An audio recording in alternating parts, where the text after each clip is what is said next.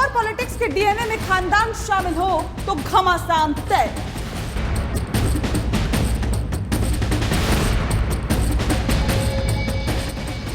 नमस्कार, special edition के साथ मैं हूं आपके साथ नेहा दुबे। दुनिया की पहली ऐसी घड़ी जिसकी सुइयां टाइम बम की तरह टिक टिक कर रही है, कहानी एनसीपी की, जहां शरद पवार का कुनबा पावर गेम में ऐसा उलझ गया कि बात दूर तक निकल गई। बेटी सुप्रिया सुले या भतीजा अजीत पवार, बात इस बात पर छिड़ गई। विरासत की सियासत में महाभारत का ये पहला मौका नहीं। ठाकरे, मुलायम सिंह यादव, रामविलास पासवान और लालू प्रसाद यादव के खानदान में भी वक्त वक्त पर ये घमासान दिख चुका है।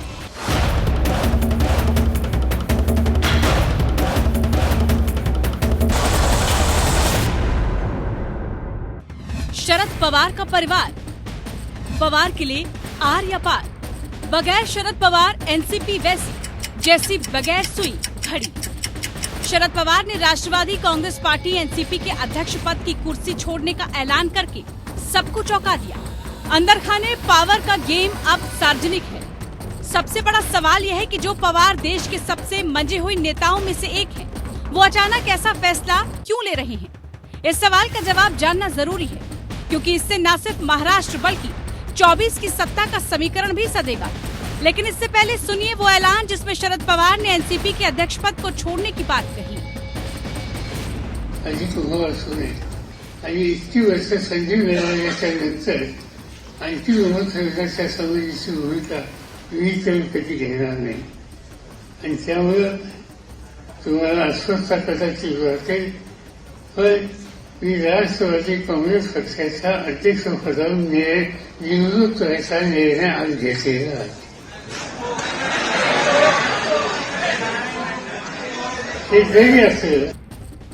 अब घड़ी की सुइयों को थोड़ा उल्टा घुमा लें और फिर वो सवाल जो राजनीति का यज्ञ प्रश्न बन गए हैं। पिछले साल यानी सितंबर 2022 में पवार फिर से चुने गए थे अध्यक्ष। शरद पवार को अध्यक्ष का कार्यकाल 4 साल के लिए मिला था। साल भर में ही उन्होंने क्यों अध्यक्ष पद छोड़ने का ऐलान किया? पिछले साल भी पवार ने ये नहीं कहा था कि बतौर अध्यक्ष ये पारी आखिरी। फिर ऐसी क्या हुई मजबूरी कि पवार के लिए पद छोड़ना हुआ जरूरी? क्या ये मामला पावर गेम का है? क्या पवार का ये ऐलान अपने भतीजे अजीत पवार को ताकत दिखाने का प्लान का पार्ट है? ऐसे कई सवाल हैं जो देश में डिबेट का मुद्दा बन गए हैं। पहले उस मुद्दे को समझिए। जब पवार का ये ऐलान आया, मुंबई में शरद पवार की आत्मकथा का विमोचन था। विमोचन जिस ऑडिटोरियम में हो रहा था, वहाँ एनसीपी के तमाम दिग्गज जुटे हुए थे, क्योंकि मौका साहिब यानी पवार की आत्मकथा के विमोचन का था। इसी दौरान शरद पवार ने धमाका कर दिया। ये बहुत पुरानी बात नहीं है। 19 अप्रैल को सुप्रिया सुले यानी पवार की बिटिया ने कहा था कि अगले 15 दिन में 2 धमाके होंगे। 15 दिन खत्म होने से पहले पहला धमाका तो हो गया। अब दूसरा धमाका कब और क्या होगा? क्या ये पवार के उत्तराधिकारी के ऐलान से होगा? जाहिर है सारे कयास इसी को लेकर हैं। लेकिन इधर जैसे ही पवार ने ऐलान किया, एनसीपी के दिग्गज भावुक हो गए। छगन भुजबल, अनिल देशमुख, जितेंद्र आहाट सभी इमोशनल थे। लेकिन पवार की विरासत के दावेदार में से एक अजीत पवार भावुक नहीं बल्कि प्रैक्टिकल दिखे। अजीत पवार ने पार्टी नेताओं और कार्यकर्ताओं से भावुक नहीं होने को कहा, क्योंकि उनका कहना था कि साहिब यानी शरद पवार इस्तीफा वापस नहीं लेंगे। के लिए पार्टी का जो जिम्मेवारी है प्रेसिडेंटशिप की, वो मैं उसका इस्तीफा दे रहा हूं। और उन्होंने एक कमेटी डिक्लेयर की और वो कमेटी ने बैठकर साहब के बाद उस जगह किसको बिठाना है उसके बारे में चर्चा करनी चाहिए, ऐसे पवार साहब ने बताया। ये कोई भी राष्ट्रवादी कांग्रेस पार्टी को लीडर को अच्छा नहीं लगा। यहाँ जितने भी कार्यकर्ता आए थे उनको अच्छा नहीं लगा। यानी एनसीपी की घड़ी की सुई की टिक टिक वहीं पर रुक गई जहां से विरासत का बखेड़ा शुरू हुआ था।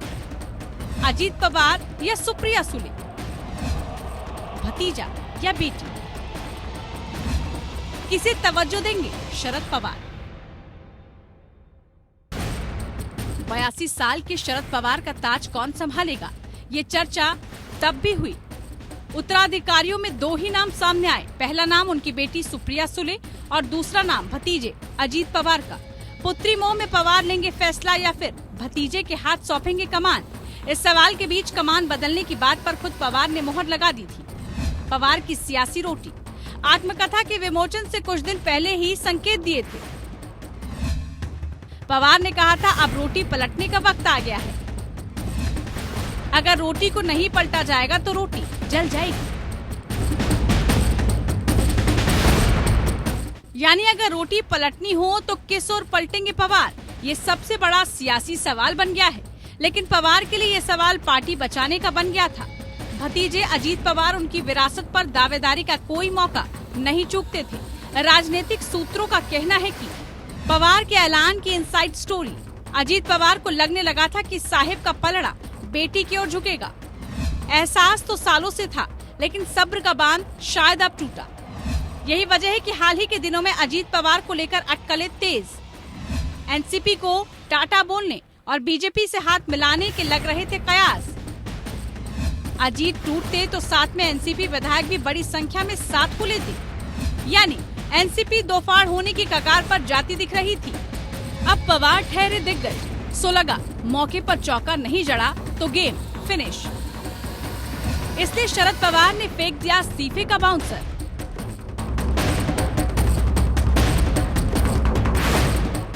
कुल मिलाकर जंग विरासत की है। दांव पर है शरद पवार के उत्तराधिकारी की कुर्सी। अजीत पवार को बेशक लग रहा हो कि वो फिनिश लाइन के पास हैं और रेस जीत लेंगे, लेकिन जो भी शरद पवार की पॉलिटिक्स से वाकिफ है वो जानते हैं कि पवार पावर है। सियासत अगर गेम है तो सबसे बड़ा खिलाड़ी उन्हें यूं ही नहीं कहा जाता। लेकिन जैसा कि हर राजनीति के 2 पहलू हैं, सो कहानी बेशक पवार के कुनबी की हो, लेकिन नेपथ्य में और भी कई एंगल हैं। पवार के फैसले के पीछे 3 वजह और गिनाई जा रही हैं। वजह नंबर 1, एनसीपी में उठ रहे थे विरोध के सुर। 2019 में ही पार्टी के कई नेता चाहते थे कि बीजेपी एनसीपी मिलकर सरकार बनाए। तब पवार ने ऐसा नहीं किया। इसके बाद अजीत पवार ने फडणवीस के साथ सरकार बना ली थी। तब अजीत डिप्टी सीएम बने थे, हालांकि 1 दिन बाद ही उन्होंने इस्तीफा दे दिया। फिर शरद पवार के कहने पर कांग्रेस, शिवसेना और एनसीपी ने महाविकास अघाड़ी का गठन किया था। तब एनसीपी के कई नेताओं ने नाराजगी जताई। हाल ही में पार्टी के कई नेता बीजेपी के साथ आने के हक में थे। वजह नंबर 2, पवार परखना चाहते हैं अपनी पावर।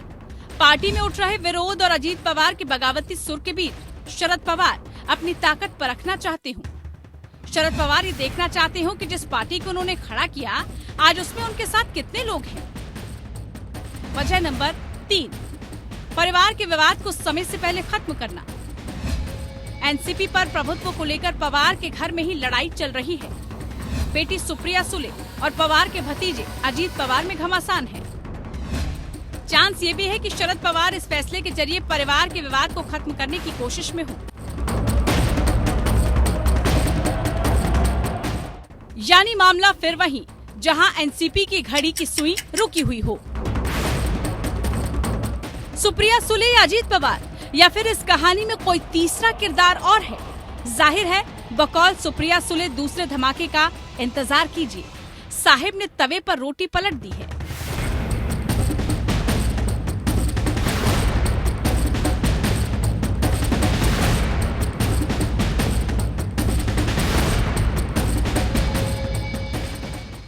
महाराष्ट्र में मौजूदा राजनीतिक में शरद पवार की अहमियत को नकारा नहीं जा सकता। अब देखना है कि क्या शरद पवार एनसीपी के अध्यक्ष पद पर बने रहते हैं या कमान किसी और को मिलता है। हालांकि बेटी सुप्रिया सुले या भतीजे अजीत पवार या तीसरा, सबकी निगाहें एनसीपी अध्यक्ष पर टिकी हुई हैं। बैठकों का दौर शुरू है। अब आने वाले दिनों में एनसीपी की कमान किसके हाथ में जाती है, ये देखना बाकी है। कैमरामैन अवधेश के साथ सर्वजीत सोनी, एपीएन मुंबई।